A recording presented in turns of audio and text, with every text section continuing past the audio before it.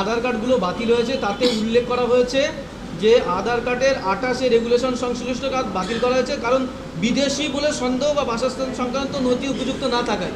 তার মানে কি কেন্দ্র সরকার কি ষড়যন্ত্র করে নাগরিকত্ব কেড়ে নিচ্ছে?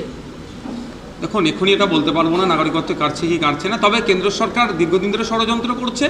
অসমে আমরা দেখেছি বাঙালিদের সাথে কি অন্যায় হয়েছে, আমাদের রাজ্য বাঙালিদের সাথে কি অন্যায় করতে চাইছে আমরা দেখতে পাচ্ছি। তবে একটা কথা, সবের শেষে আবারও এসছি, তৃণমূল কংগ্রেস দায়িত্ব নিয়েছিল তাকে ভোট দাও, বিজেপির বিরুদ্ধে লড়াই করবে। বাংলার মানুষ তৃণমূল কংগ্রেসকে ম্যান্ডেট করেছেন, তৃণমূল কংগ্রেসের কাজ হবে, অর্থাৎ রাজ্য সরকারের কাজ হবে এই যে সমস্ত যে পয়েন্টসগুলোকে উল্লেখ করে আধার কার্ডকে ডিঅ্যাক্টিভ করেছে তার বিরুদ্ধে চ্যালেঞ্জ করে আধার কার্ডগুলো যাতে অ্যাক্টিভ হয় তার ব্যবস্থা করা।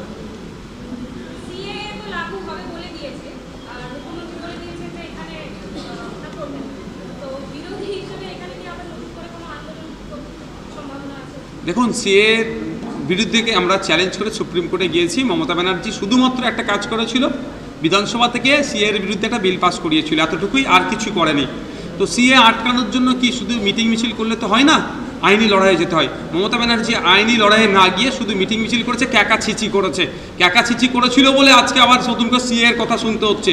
উনি যদি আইনের দ্বারস্থ হতেন, যেটা সম্ভবত কেরল সরকার আইনের দ্বারস্থ হয়েছে, আমাদের রাজ্য সরকার দ্বারস্থ হয়নি। আমি অনুরোধ করবো রাজ্য সরকারকে, এক্ষেত্রেও তাদেরকে আমি পরামর্শ দেবো, যেমন সুপ্রিম কোর্টে সম্ভবত 222 জন মতো পিটিশনার আছে, তার মধ্যে আমি একজন। রাজ্য সরকারের একটা পিটিশনার হোক, রাজ্যের পক্ষ থেকে তিনি সিএ এর বিরোধিতা করে কেস করুক।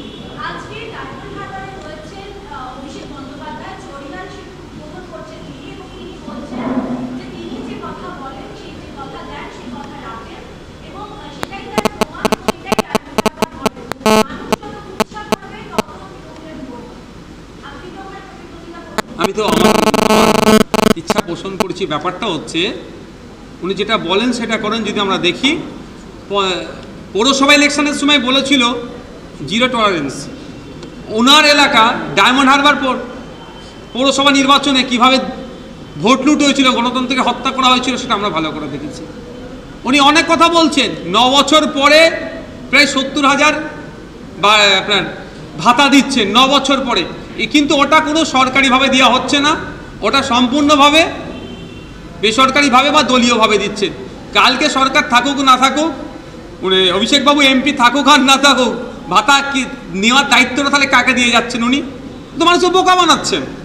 উনি নিজের থেকে না দিয়ে যদি এটা সরকারের মাধ্যমে যদি এটা ব্যবস্থা করে দিত তাদের লং লাইফের জন্য হতো, কিন্তু সেটা করছেন না। প্রতি ক্ষেত্রে উনি মানুষকে বোকা বানাচ্ছেন, যেগুলো ধরা পড়ে যাচ্ছেন সেগুলো একটু জোড়াতাড়ি দেওয়ার চেষ্টা করছেন।